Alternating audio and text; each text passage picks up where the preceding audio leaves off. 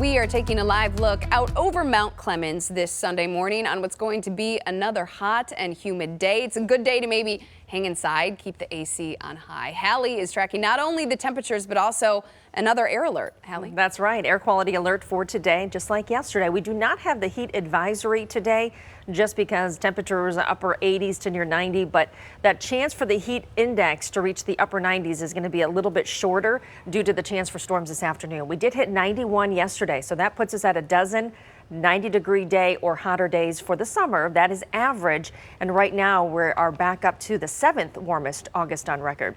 Storms moving through Alpena, the UP, over the straits right now, so staying north for us during the morning hours. What we're going to focus on, the storms back to the west, so we're going to see a cold front come through from the west. Out ahead of it, the chance for a few of these stronger storms. So we are in what we call marginal risk, which means one or two could be on the strong to severe side.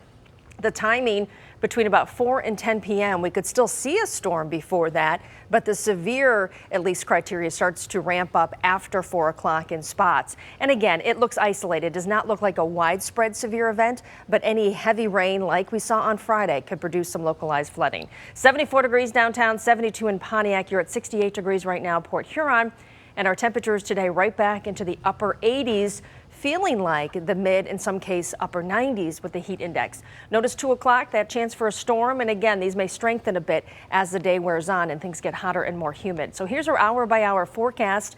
Things are pretty quiet, a little bit of hazy sunshine, certainly hot into the early afternoon. Get to 3 or 4 o'clock, 1 or 2 of these storms. Still the line is back to the west, even going into the evening. That's why we're going to push back that chance for at least stronger storms between about 4 and 10 p.m. until that front crosses through. By midnight, it looks like most of that rain is pretty much done. Do want to center around the tropics and the Gulf, of course, with Hurricane Ida. It is a strong Category 4 hurricane, 145-mile-per-hour winds. It is a slow mover, too. We're looking at northwest at about 15 miles per hour. It puts it 80 miles south-southeast of Grand Isle, Louisiana. So what we're looking at when it does make landfall today, possibly as a Category 4, still maintaining that type of intensity, looking at a 12 to 15-foot storm surge.